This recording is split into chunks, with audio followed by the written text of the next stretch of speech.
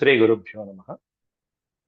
వ్యాస విరచిత శ్రీమద్ భాగవతంలో దశమ స్కందంలో నేడు మనం 21వ అధ్యాయం ప్రారంభించుకుంటున్నాం. ఇందులో చెప్పబోయేటువంటి అంశం శ్రీకృష్ణ పరమాత్ముడి యొక్క వేణుగీతం యొక్క ప్రాముఖ్యత ఎలా ఉంది, అసలు వేణు అంటే ఏమిటి, స్వామివారి యొక్క వేణు నాదానికి ఆ శబ్ద బ్రహ్మని ఉపాసించినటువంటి గోపికల యొక్క మనోభావాలు ఎలా ఉన్నాయి అనేటువంటిదంతా కూడా ఈ అధ్యాయంలో వర్ణించారు 20 శ్లోకాలలో వ్యాసుల వారు. ముందుగా భగవన్నామ సంకీర్తన చేసుకుని మనం నేటి శ్లోకాల ప్రవచనం ప్రారంభించుకుందాం.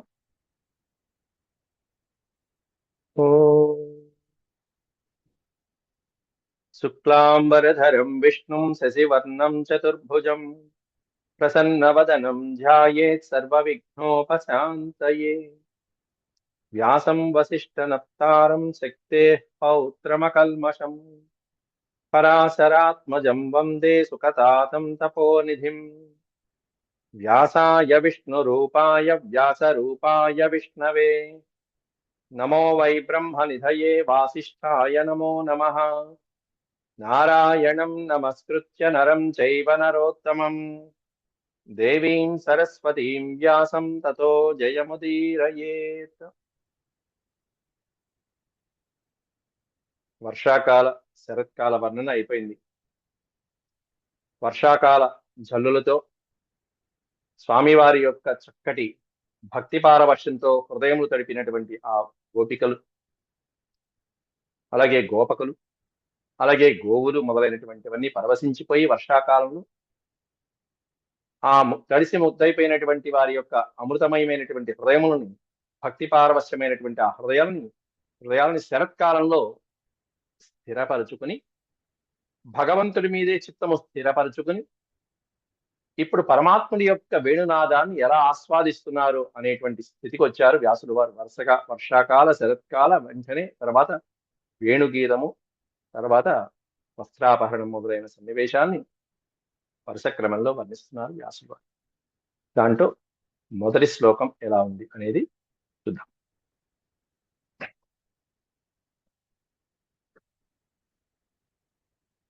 ఏకవింశోధ్యాయః శ్రీ సుఖభువాచ. సుఖయోగేంద్రుల వారు ఇదంతా కూడా పరీక్షిత్ మహారాజుకి వివరిస్తూ, ఇత్థం శరత్స్వచ్ఛ జలం పద్మాకర సుగంధినా న్యవిషద్వాయునా వాతం సగో గోపాలకోచ్యుతః సగో గోపాలకోచ్యుతః.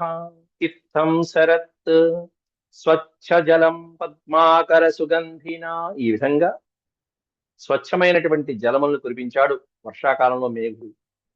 ఆ తర్వాత ఆ నీళ్ళని, హృదమయమైనటువంటి ఆ నీటినంతా కూడా శరత్కాలం వచ్చింది, స్వచ్ఛమైనటువంటి జలములుగా మార్చేసింది. ఇత్థం శరత్ స్వచ్ఛ జలం. ఎప్పుడు?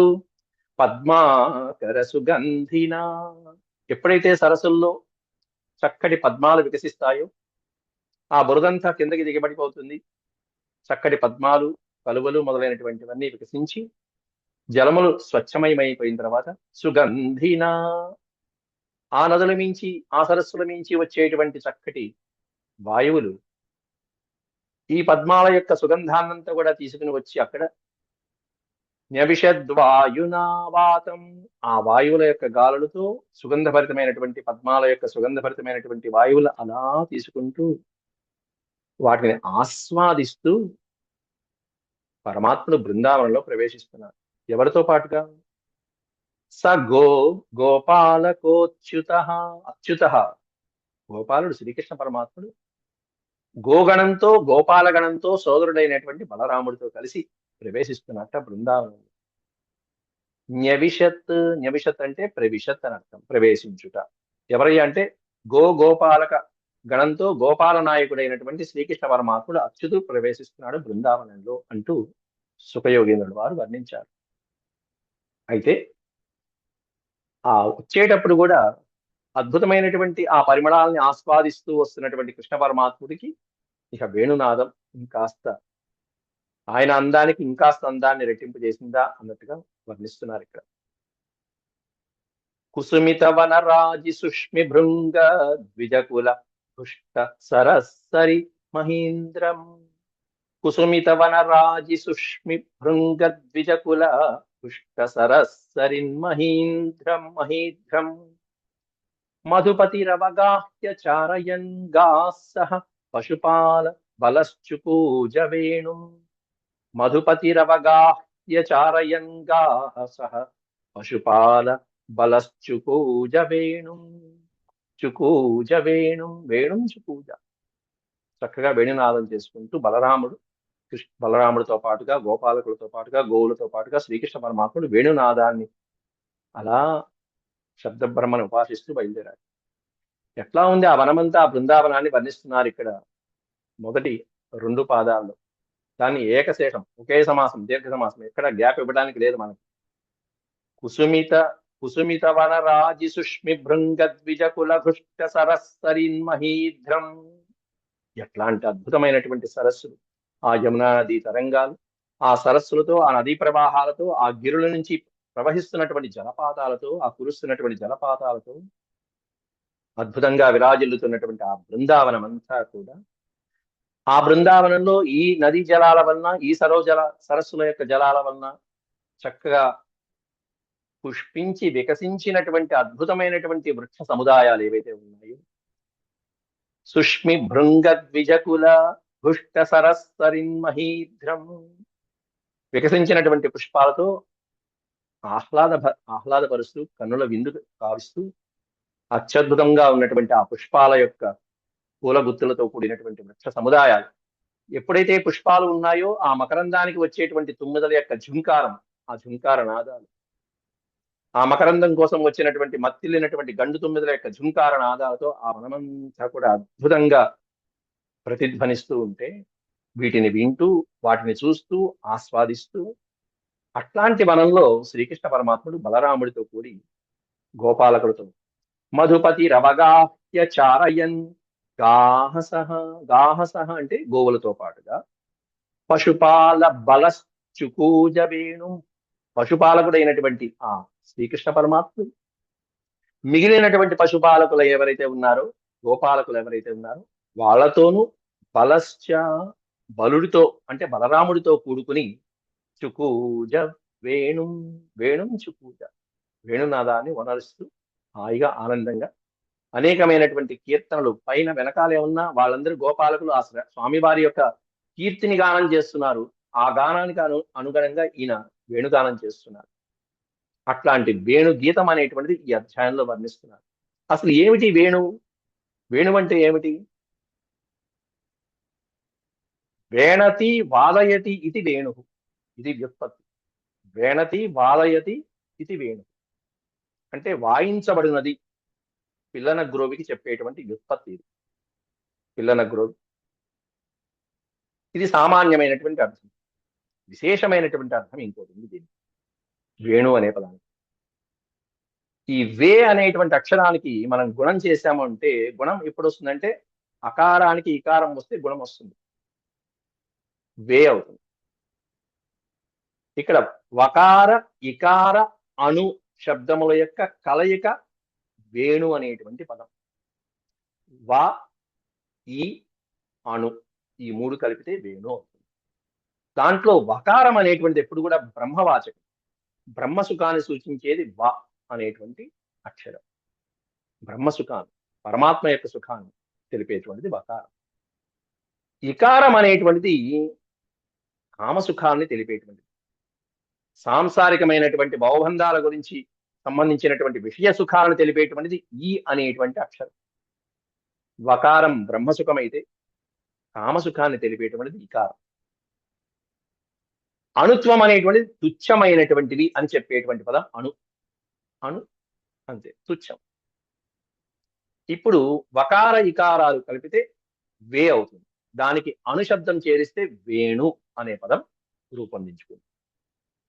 వేణు, వకార ఇకార అణుత్వం. అందులో ఇకారం అనేటువంటి శబ్దం చెప్పుకున్నాం. సంసార భవబంధాలు, కామసుఖాలు, శారీరకమైనటువంటి సుఖాలను తెలిపేటువంటిది ఇకారము. ఈ అనేటువంటి శబ్దంతో పోలుస్తారు. శరీరం ఉన్నది అంటే కోరికలు పుడుతూ ఉంటాయి, సంసార బంధాలు అనేటువంటి ఉంటూ ఉంటాయి. వాటిల్లో ఆ సుఖాలలో తేలిపోయేటువంటి మానవుడు చివరికి ఇది అణుప్రాయమైనది, ఇది తుచ్చమైనది అని తెలుసుకుని ఆ తర్వాత బ్రహ్మసుఖానికి పొందేయటం ఏదైతే ఉందో, బ్రహ్మసుఖాన్ని చేరుకునేటువంటి ఆ స్థితి ఏదైతే ఉంటుందో అదే వేణు నాద స్థితి. పరమాత్మ యొక్క వేణునాద స్థితికి ఉన్న అంతరార్థం ఇది. అంటే ఇది కాదు పట్టుకోవాల్సింది, ఇది పట్టుకో. ఈ సుఖం కాదు కావాల్సింది, ఆ సుఖాన్ని పట్టుకో. తుచ్చమైనటువంటి సాంసారిక సుఖాలు కాదు, కామసుఖం కాదు, శారీరక సుఖం కాదు, విషయ సుఖాలు కాదు, ఇంద్రియ సుఖాలు కాదు, వీటిని వదిలిపెట్టు. విషయమైనటువంటి అత్యద్భుతమైనటువంటి బ్రహ్మ సుఖాన్ని పట్టుకో, పరమాత్మ సుఖాన్ని పట్టుకో అని చెప్పేటువంటిది ఏదైతే ఉంటుందో దాన్ని వేణు అనే శబ్దంతో చెప్పవచ్చు. అది దాంట్లో ఉన్నది. అట్లాంటి వేణువుని చుకోజ వేణు, అట్లాంటి వేణునాదాన్ని వాయిస్తూ పరమాత్మ బృందావనంలోకి ప్రవేశిస్తున్నారట. అట్లా ఎప్పుడైతే పరమాత్ముడు ఎప్పుడో అలా గోవులు కాపరిగా పొద్దుననంగా గోపాలకులందరూ ఆ సద్దన్నం మూట తీసుకుని గోవుల్ని మేపడానికి అలా అరణ్యంలోకి వెళ్ళి తిరిగి వస్తారో, ఎప్పుడైతే వస్తారో ఎప్పుడు వస్తారో అని ఎదురు చూస్తున్నటువంటి గోపికలు బృందావనంలో ఎదురు చూస్తుండేవాళ్ళు, 1000 కళ్ళతో ఎదురు చూస్తున్నటువంటి వాళ్ళు ఉంటారు. అలాగే తల్లులు ఉంటారు, పిల్లలు పొద్దుననంగా వెళ్ళారు ఎప్పుడు వస్తారో అని చెప్పి యశోద మొదలైనటువంటి వాళ్ళు కన్నయ్య ఎప్పుడు వస్తాడో అని చెప్పి ఎదురు చూస్తూ. అలాగే ఇక్కడ గోపిక స్త్రీల గురించి వర్ణిస్తూ తద్వ్రజస్త్రియ ఆశ్రిత్య వేణుగీతం స్మరోదయం కాశ్చిత్ పరోక్షం కృష్ణస్య స్వసఖీభ్యోన్వర్ణయన్.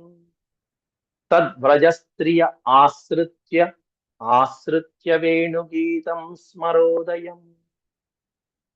అనురాగయుక్తంగా మనసుకి ఆహ్లాదపరిచేటువంటి ఆ వేణుగీతాన్ని చక్కగా స్మరోదయం, మనసుని ఇంకాస్త ఉల్లాసపరిచేట్టుగా అద్భుతమైనటువంటి రీతిలో ఉన్నటువంటి ఆ వేణుగీతాన్ని, వేణునాదాన్ని ఆశ్రిత్య వినగానే తద్వ్రజస్త్రియ, ఆ గొల్లపల్లిలో ఆ గోకులంలో బృందావనంలో ఉన్నటువంటి వ్రజస్త్రీలందరూ కూడా వెంటనే కాశ్చిత్ పరోక్షం కృష్ణస్య పరోక్షం, కృష్ణస్య సమక్షం, కృష్ణస్య ప్రత్యక్షం కాదు, కృష్ణుడి పరోక్షంలో కృష్ణుడికి దూరంగా ఉన్నటువంటి వాళ్ళు పక్కన ఉన్నటువంటి గోపికా జనాలతో మాట్లాడుకుంటూ ఆ వేణునాదం యొక్క పరవశమైనటువంటి ఆనందానుభూతిని పంచుకుంటున్నారట.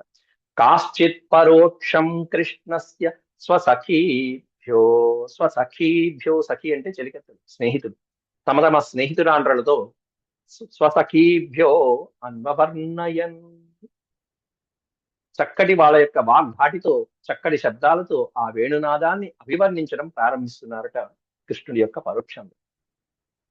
అభివర్ణించడానికి, ప్రస్తుతించడానికి, స్తుతించడానికి ప్రారంభించారు కానీ వాళ్ళకి మాటలు సరిపోవట్లేదుట, వాళ్ళ తరం కావట్లేదుట. అట్లా ఉంది ఆ వేణునాదం. తద్వర్ణయితుమారబ్ధా స్మరంచ కృష్ణ చేష్టితం నాశకన్ స్మర వేగేన విక్షిప్త మనసో నృప. హే నృప, మహారాజా అంటూ పరీక్షిత్ మహారాజుకి సుఖయోగేంద్రుల వారు పాడిన సంబోధన వాచకం. ఓ మహారాజా, పరీక్షిత్ మహారాజా, తద్వర్ణయితుమారబ్ధా స్మరంచ కృష్ణ చేష్టితం, కృష్ణుడు చేసినటువంటి ఆ వేణునాద ధ్వనిని, ఆ మధురమైనటువంటి ఆ ఆలాపన, అత్యద్భుతమైనటువంటి ఆ హృదయాల్ని ఆకట్టుకునేటువంటి ఆ నాదాన్ని స్మరిస్తున్నటువంటి గోపికలు, ఆయన నాదం ఒక పక్కనైతే ఆయన స్వరూపమే అత్యద్భుతమైనటువంటి రూపం. ఆ రూపాన్ని తలుచుకుంటూ ఈ నాదాన్ని వింటూ, అంతేకాకుండా ఆయన చేసేటువంటి భంగిమలు ఏవైతే ఉన్నాయో, వస్తున్నప్పుడు కూడా చేసేటువంటి భంగిమలు, ఆ భంగిమలు కూడా చూస్తూ తద్వర్ణయితుమారబ్ధా, ఇవన్నీ వర్ణించడం ప్రారంభించుకున్నారు ఒకళ్ళనొకళ్ళు, చెలికెత్తలు, ఆ స్నేహితురాండ్రు, గోపికలు. కానీ వాళ్ళ తరం కాలేదుట. నా అశకన్ స్మర వేగేన, నా అశకన్, వాళ్ళు ప్రారంభించడం అయితే ప్రారంభించారు కానీ పాపం కృష్ణుడి వైపే వాళ్ళ మనస్సులు ఆకర్షించబడ్డాయి, అంతవరకైతే బాగానే ఉన్నాయి. కానీ కృష్ణ పరమాత్ముడి యొక్క ఆ మహత్తరమైనటువంటి గాన మాధుర్యాన్ని వర్ణించడంలో మాత్రం అశక్తులైపోయారు. నా అశక్తులైపోయారు. అత్యద్భుతమైనటువంటి గానం అంటే వాక్కులకి అందనటువంటి శబ్ద నీరాజనం ఆయన సమర్పిస్తుంటే అక్కడ వీళ్ళకి అది ఎలా వర్ణించాలో కూడా తెలంగాణ ఆనందిస్తూ పరవశులైపోతున్నారు, ముగ్ధ మనోహరం అయిపోతున్నారు. అట్లా ఉంది వాళ్ళ యొక్క మనసులు. విక్షిప్త మనసహ ఆ మనసు అర్పించేశారు స్వామి. శ్రీకృష్ణ పరమాత్ముని యందే లగ్నమైపోయినటువంటి మనసులు కలిగినటువంటి ఆ గోపికలు నాశకన్ ఏమాత్రమూ శక్తి లేని వారయ్యారు ఆ నాద బ్రహ్మని వర్ణించడానికి. ఎలా ఉందయ్యా అనేది తర్వాత వర్ణిస్తూ సుఖయోగేంద్రుల వారు అత్యద్భుతమైనటువంటి శ్లోకంతో ఆ వర్ణనను ప్రారంభిస్తున్నారు. పరీక్షిత్ మహారాజా, గోపికల యొక్క వేణునాద మాధుర్యాన్ని ప్రస్తుతించడం అనేటువంటిది ఎలా ఉంది అనేది వర్ణిస్తూ ఒక్కొక్క గోపికలు వాళ్ళు వర్ణించుకుంటున్నారు. ఇలా ఉంది, అలా ఉంది అని. బర్హాపీడం నటవరవపు కర్ణయో కర్ణికారం బిభ్రద్వాస కనక కపిశం వైజయంతీం చ మాలాం రంధ్రాన్ వేణోరధర సుధయా పూరయన్ గోపబృందై బృందారణ్యం స్వపదరమణం ప్రావిశద్ గీతకీర్తి బర్హాపీడం నటవరవపు కర్ణయో కర్ణికారం. స్వామి యొక్క అవతారం, పరిపూర్ణమైనటువంటి అవతారాన్ని వర్ణిస్తున్నారు సుఖయోగీంద్రులు వారు ఇక్కడ. బర్హాపీడం పైన చక్కటి నెమలిపించాన్ని పెట్టారు స్వామి. అసలే ఆ కురులు, ఆ వంపులు తిరిగినటువంటి కురులు, అందమైనటువంటి జుట్టు, ఆ నల్లటి నీలమేఘఛాయమైనటువంటి ఆ శరీరం, దానికి తగ్గట్టుగా ఆ ఆకాశంలో అద్భుతమైనటువంటి ఆకాశంలో ఉన్నటువంటి ఆ జుట్టు, దాంట్లో బర్హాపీడం నెమలిపించం అద్భుతమైనటువంటి కను, నెమలి కను. బర్హాపీడం నటవరవపు ఆయన ఆకృతే చూడ చక్కని ఆకృతి, సుందరమైనటువంటి ఆకృతి. అందులో వదనం ఇంకా అద్భుతమైనటువంటి, ఈ పద్మాలతో పోల్చడం కూడా, పద్మాలు అంటే కూడా అద్భుతం. పద్మాలతో ఏం పోలుస్తాం, ఇంకా మించినటువంటి స్వరూపం అయితే అయింది. దాని మీద ఆ నెమలి పింఛాన్ని స్వయంగా పెట్టుకున్నటువంటి ఆ స్వామి ఎలా వస్తున్నాడు బృందావనంలోకి? నట వర వపుహు, నర్తిస్తూ. ఈయన రంగస్థలం, అది వరకు చెప్పుకున్నాం అనేకమైనటువంటి రంగస్థలాలు ఎట్లా ఉన్నాయో, అతలాకుతలమైపోయినటువంటి రంగస్థలాల గురించి మనం చెప్పుకున్నాం. కాళీయ మర్దనంలో పరమేశ్వరుడు చేసినటువంటి నర్తనం ఎట్లాంటి దుఃఖ నృత్యం ఎలా చేశాడో పరమేశ్వరుడు చూసాం మనం అనేకమైనటువంటి. ఇక్కడ రంగస్థలం బృందావనంలోకి వచ్చాడు. వెనకాలే ఉన్న వీళ్ళు ప్రస్తుతిస్తున్నారు. ఒక పక్కన శ్రీకృష్ణ పరమాత్ముడి యొక్క లీలని గోపకులందరూ కూడా గానం చేస్తూ ఉన్నారు. నెమలపించం పెట్టుకుని ఒక పక్కన అందమైనటువంటి ఆకృతితో నట వరవపుహు, నటవరుడు, నటులలో శ్రేష్టమైనటువంటి వరశబ్దం ఎప్పుడు కూడా శ్రేష్టత్వాన్ని చెప్తూ ఉంటుంది. నటులలో గిన్నిస్ బుక్ రికార్డు, ఇక ఎన్ని అవార్డులు గెలుచుకోవచ్చు, ఆస్కార్లు.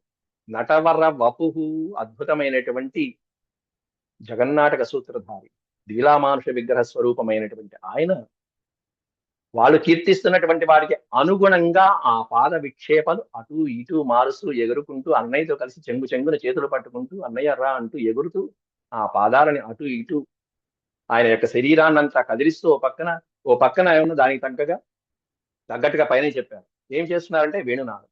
ఈ వేణునాదంతో ఓ పక్కన భంగిమలతో, అనేకమైనటువంటి పాద విక్షేపాలతో, అనేకమైనటువంటి వంపులతో, భంగిమలతో నాట్యం చేసుకుంటూ బయలుదేరుతుంటే బృందావనంలో ఆ చూస్తున్నటువంటి వాళ్ళ అదృష్టం కదా. పైగా కర్ణయో కర్ణికారం, కర్ణయోహో, రెండు చెవుల్లో ఏం పెట్టారయ్యా అంటే కుండలాలు కాదు, కర్ణికార పుష్పాలు పెట్టారట, అద్భుతమైనటువంటి పుష్పాలు. అక్కడ ఆ వనంలో దొరికేటువంటి పుష్పాలు, తీగలు, ఆకులు మొదలైనటువంటివి అలంకారాలుగా పెట్టుకున్నటువంటి సందర్భాలు ఎన్నో వర్ణించారు అంతకు ముందు కూడా. అట్లాంటిది శిరస్సు పైన ఏమన్నా నెమలిపించం అద్భుతమైనటువంటి కాంతులతో ప్రకాశిస్తూ ఉంటే, చెవులకి ధరించినటువంటి ఈ కొండగోగు పూలు అంటారు, కర్ణికార పుష్పాలు. ఈ పుష్పాల యొక్క శోభలు ఇంకా మనోహరంగా కలిగిస్తున్నాయి, స్వామి యొక్క శోభని ఇంకాస్త పెంచుతున్నాయి అన్నట్టుగా. స్వామికి పెట్టడం వలన వాటి యొక్క శోభ పెరిగింది. బిభ్రద్వాస కనక కపిశం వైజయంతీం చ మాలాం. బిభ్రద్వాస, వాసము అంటే వస్త్రం, వస్త్రాన్ని ధరించాట. ఏం వస్త్రం? కనక కపిశం బిభ్రద్వాసం. అద్భుతమైనటువంటి బంగారు కాంతులను ఈలేటువంటి, బంగారు వన్నెలను ఈలేటువంటి కనక కపిశం వాస, పీతాంబరం, పట్టు వస్త్రం. పట్టు పీతాంబరాలు ధరించినటువంటి స్వామి. ఆయనకి పట్టు పీతాంబరాలు ధరించిన అలాగే ఉంటాడు, లేకపోతే చక్కటి మామూలుగా ఏ చేనేత వస్త్రాన్ని ధరించినా అలాగే ఉంటాడు, ముతక వస్త్రాలు ధరించినా అద్భుతమైనటువంటి కాంతితో ప్రకాశిస్తూ ఉంటాడు ఆ స్వామి. ఎటువంటి వస్త్రాలైనా సరే. కానీ ఆయన ఆ వస్త్రాన్ని ధరించడం వల్ల కనక కపిశం బిభ్రత్వాస, పీతాంబరం ధరించినట్టే, పట్టు పీతాంబరాలు ధరించినటువంటి అద్భుతమైనటువంటి బంగారు శోభలని ప్రకాశింపజేసేటువంటి వస్త్రాలు. ఈయనేమన్నా పీతాంబరుడు, ఆయనేమన్నా నీలాంబరుడు. ఈయనేమన్నా శరీర ఛాయ ఏమన్నా నల్లని మేఘఛాయ శ్రీకృష్ణ పరమాత్ముడు, అక్కడ బలరాముడు ఏమన్నా తెల్లటి ఛాయ. ఓ అద్భుతంగా ప్రకాశిస్తూ ఉంటాడు. ఆ తెల్లటి శరీరానికి తగ్గట్టుగా నీలాంబరం, నీలటి వస్త్రం బలరాముడి వస్త్రం. ఈయనేమన్నా నల్లగా ఉంటాడు, పచ్చడి పీతాంబరం ఈయన. దానికి తగ్గట్టుగా వైజయంతి చమాలాం, చక్కటి వైజయంతి మాలని ఇక్కడి నుంచి ఆపాదమస్తకం కింద దాకా అలా వేలాడుతూ ఉన్నటువంటి వైజయంతి మాలతో ఆయన చిందులేస్తూ అలా చిందులేస్తూ. ఎన్ని సంవత్సరాల బాలుడు అప్పటికి? ఇంకా 7 సంవత్సరాలు కూడా రాల. ఉపనయనం కూడా ఇంకా అవల, ఉపనయన సంస్కారం ఇంకా అవల. 6-7 సంవత్సరాల బాలుడు, ఇంకా విద్యాభ్యాసానికి కూడా వెళ్ళాల. ఎక్కడ స్కూల్లో జాయిన్ అవ్వాల, ఇంకా ఏ వేద పాఠశాలకి వెళ్ళాల, ఇంకా గోపాల సంరక్షణలో ఉన్నారు. ఆ వయసులో ఉన్నటువంటి ఆ పిల్లలు చూడండి ఎంత ముచ్చటగా ఉంటారు. అందులో శ్రీకృష్ణ పరమాత్ముడు ఈ విధమైనటువంటి పరిమళ భరితమైనటువంటి కర్ణికార పుష్పాలను ధరించి, చక్కటి పీతాంబరాలు ధరించి, వైజయంతి మాల శోభతో రంధ్రాన్ వేణోరధర సుధయా పూరయన్ గోప బృందై, ఆ వేణువులు అలా పెట్టుకుని ఆ రంధ్రాలలోంచి మధురమైనటువంటి నాదాన్ని పూరిస్తూ, పూరయన్, రంధ్రాన్ అనేది ఇక్కడ విశేషంగా పెట్టారు. అక్కడ రంధ్రాన్ వేణో అధర సుధయ, అధరముల యొక్క సుధ అమృతం, ఆయన యొక్క పెదవుల యొక్క సుధామృతము నుండి అలా వస్తున్నటువంటి ఆ తడి ఆ వేణువుకి అంటే అక్కడి నుంచి మధురమైనటువంటి నాదంగా మారి ఆ సప్త రంధ్రాలలోంచి ధ్వనిస్తూ ప్రతిధ్వనిస్తూ ఓ అద్భుతమైనటువంటి నాదాన్ని బృందావనంలో ఉన్నటువంటి వాసులందరి యొక్క శ్రవణాలకి ఇంపుగా సొంపుగా, ఇంకా అంతకంటే జన్మ తరించడంలో ఇంకా విశేషమే ఉందండి. రంధ్రాన్ వేణోరధర సుధయ, దాంట్లో రంధ్రాలు అనేవి వేణువుకి సప్త రంధ్రాలు ఉంటాయి. వేణువు అంటే మనం ఇందాక చెప్పుకున్నాం, వేణువుకు ఉన్నటువంటి రంధ్రాలు అని చెప్పుకుంటాం. ఎన్ని రంధ్రాలు ఉంటాయి? 7 రంధ్రాలు ఉంటాయి. మీరు ఏ వేణువు తీసుకోండి, ఆ వెదురు కర్రకి 7 రంధ్రాలు పెడతారు. దాంట్లో ఈ 7టికి కూడా ఒక సింబల్ ఉంది. దాంట్లో మొదటి 6 రంధ్రాలు కూడా, 6 రంధ్రాలు ఏవైతే ఉన్నాయో ఆ 6 రంధ్రాలు కూడా భగము అనేటువంటి శబ్దంతో చెప్పబడతాయి. భగ అంటే 6. షణ్ణాం భగ ఇత్యుచ్యతే, ఇది మనం పూర్వపు అధ్యాయాల్లో మనం చెప్పుకున్నాం. 6 కలిగి ఉన్నటువంటి వాటిని భగము, ఈ 6 కలిగినటువంటి వాడు భగవంతుడు అని చెప్పి. ఏమిటవి అంటే ఐశ్వర్యస్య సమగ్రస్య వీర్యస్య యశస్త్రియ జ్ఞాన వైరాగ్యయోశ్చైవ షణ్ణాం భగ ఇత్యుచ్యతే.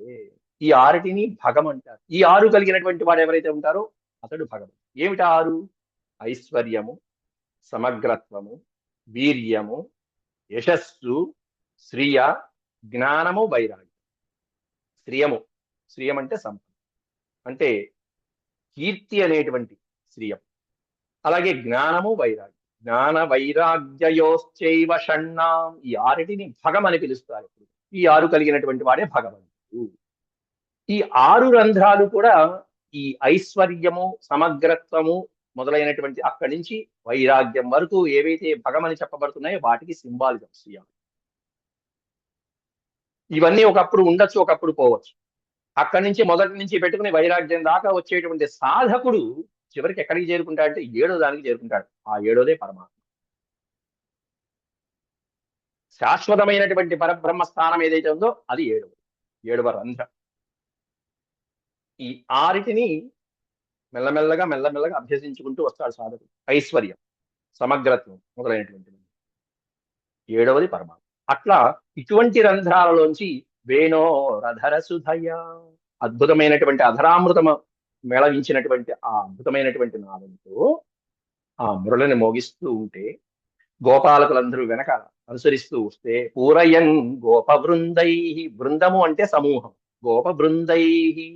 అట్లా బలరాముడితో పాటుగా గోపాలకులతో పాటుగా గోవులతో పాటుగా బృందారణ్యం స్వపద రమణం కావిషద్ గీత కీర్తి కీర్తి. బృందావనంలోకి చక్కటి పాదపద్మాలతో స్వపద రమణం, రమిస్తూ ఆనందిస్తూ గంతులేస్తూ ఓ పక్కన ఈ నాదాన్ని చేసుకుంటూ స్వపద అనేది పెట్టారు అంటే అక్కడ అర్థం తన పాదపద్మాలతో, పరమాత్ముడు తన యొక్క పాదపద్మాలతో. ఎటువంటి పాదపద్మాలు మనం అంతకుముందే చెప్పుకున్నాం. ఆయన యొక్క పాదపద్మాలు అద్భుతమైనటువంటి చిహ్నాలు, శంఖము పద్మము మొదలైనటువంటి గదా మొదలైనటువంటి శుభ చిహ్నాలు ఏవైతే ఉంటాయో, అంటే శరీరానికి తగినటువంటి అద్భుతమైనటువంటి రాజయోగాన్ని తెలిపేటువంటి చిహ్నాలు కొన్ని ఉంటాయి. అటువంటి చిహ్నాలు ఏవైతే ఉన్నాయో ఆయన పాదంలో, అటువంటి పాదాలతో, చిన్ని చిన్ని పాదాలతో స్వపద రమణం ప్రావిశద్ గీత కీర్తి. గీత కీర్తి, వెనకాల వాళ్ళందరూ స్వామి యొక్క కీర్తిని గీతం గానం చేస్తున్నారు. ఆ గీతానికి తగ్గట్టుగా ఈయన నర్తనం చేస్తూ, నాట్యం చేస్తూ, నటవరవపు నాట్యం చేస్తూ అద్భుతమైనటువంటి వేదిక బృందావనం.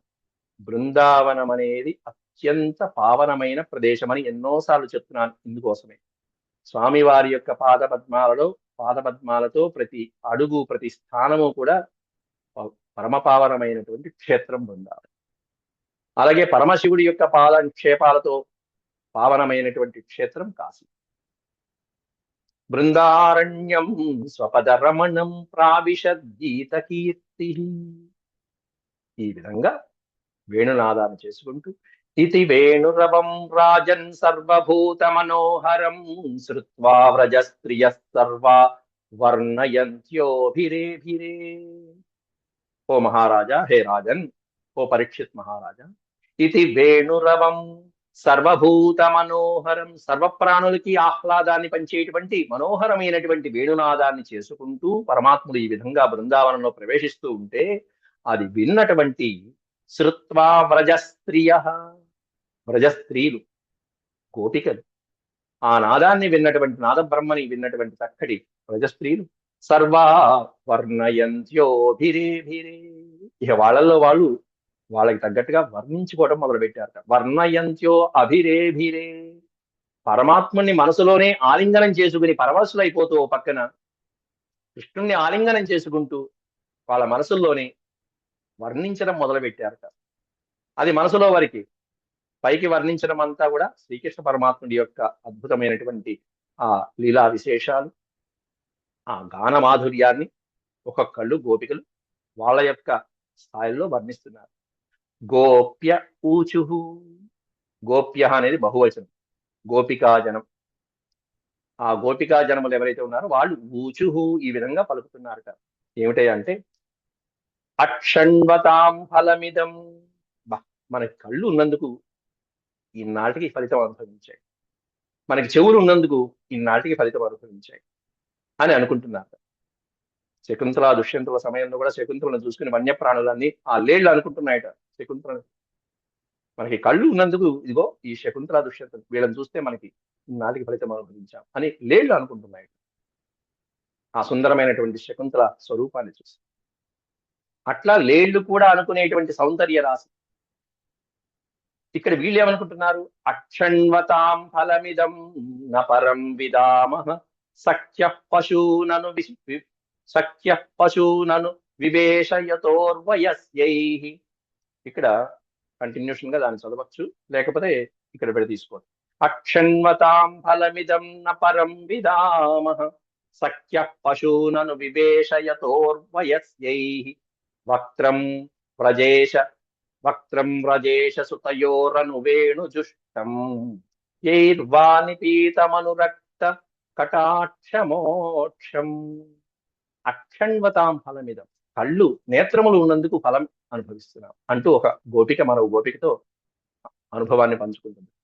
నిజంగా కృష్ణుణ్ణి చూస్తే ఇప్పుడు కదా నేత్రాలకి ఆనందం, ఇది కదా నేత్రములు ఉన్నందుకు ఫలం అంటూ వర్ణిస్తున్నారు అక్కడ. అందుకే ప్రహ్లాదుడు కూడా చెప్తాడు, కమలాక్షునర్చించు కరములు శ్రీనాథు వర్ణించు జిహ్వ సురరక్షకుని చూట్కులు శేషసాయిని మొక్కు శిరము అంటూ ప్రహ్లాదుడే కీర్తించాడు అక్కడ. కాబట్టి అట్లా సురరక్షకుని చూసేటువంటి ఆ చూట్కులు అవి చూడటం అంటే ఆ విధంగా ఉంది.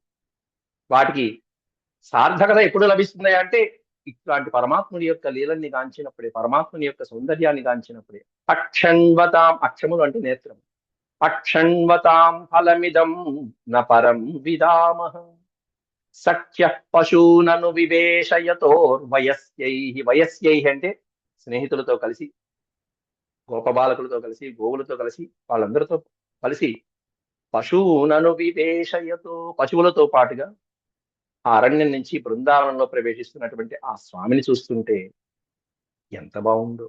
ఆ పైన నెమలి పింఛము, ఆ పుష్పమాల అలంకృతుడైనటువంటి శ్రీకృష్ణ పరమాత్ముడు, ఆ పీతాంబరుడు, ఆయన ఉన్న నీలాంబరుడు, ఈయన పీతాంబరుడు, ఈ విధంగా ధరించి ఉన్నటువంటి ఈ ఇరువురు కూడా గోపాలకులతో పాటుగా అలా ప్రవేశిస్తూ ఉంటే అందులో మధురమైనటువంటి గీతములు, మధురమైనటువంటి కీర్తనలు పాడుతున్నటువంటి గోపాలకుల యొక్క బృందానికి తగ్గట్టుగా వేణునాదాన్ని కీర్తిస్తున్నటువంటి, ఆలపిస్తున్నటువంటి శ్రీకృష్ణ పరమాత్ముడి యొక్క ఆ అద్భుతమైనటువంటి వేణునాదం. అందులో బలరాముడు కూడా చక్కగా తాళం అందుకున్నాడు. ఇంతకంటే అద్భుతం అయినటువంటి సన్నివేశం ఏముంటుంది, ఎలా ఉంది, ఎలా ప్రవేశిస్తున్నారు అనేది వర్ణిస్తున్నారు ఈ శ్లోకంలో. ఎలా అంటే వక్త్రం వ్రజేష సుతయో, వ్రజేష సుతులు అంటే వ్రజంలో విశిష్టమైనటువంటి కుమారులు ఎవరు అంటే బలరాములు, బలరామకృష్ణులు ఇద్దరు కూడా. ఆ రామకృష్ణులు ఇద్దరు కూడా అనువేణుజుష్టం, అనువేణుజుష్టం వేణునాదాన్ని వాళ్ళు పాడుతున్నటువంటి కీర్తనలకు అనుగుణంగా చక్కటి వాయిద్య సహకారం అందిస్తూ యైర్వానిపీతమనురక్త కటాక్షమోక్షం, అనురక్త కటాక్షమోక్షం. ఆ సోదరులిద్దరు కూడా గోపాలకులందరి మధ్యలో వీళ్ళిద్దరూ ఎలా ఉన్నారా అంటే రంగస్థలం మీద ఉన్నటువంటి అనేకమంది నటుల సమూహంలో అత్యద్భుతమైనటువంటి నటుల వలె, మహానటుల వలె ఉన్నారు. అదో పెద్ద రంగస్థలం బృందావనం. దాంట్లో అనేక మంది గోపాలకులందరూ పరివేష్టితమైనటువంటి నటులు, దాంట్లో మహానటులైనటువంటి అసలైనటువంటి కథానాయకులైనటువంటి బలరామకృష్ణుని వర్ణిస్తున్నట్టుగా ఒక గోపిక మరొక గోపికతో చెప్పుకున్నది. ఆ తర్వాత మరో గోపిక ఏం అద్భుతమైనటువంటి సౌందర్యం అంటూ ఆ పుష్పాలు, ఆ వనాలు, ఆ తీగలతో ఆయన యొక్క అలంకారాలు ఏ విధంగా ఉన్నాయనేటువంటి వర్ణిస్తూ 8వ శ్లోకంలో రేపు ఎలా ఉన్నదని మనం చెప్పుకుందాం. అంతవరకు సెలవు.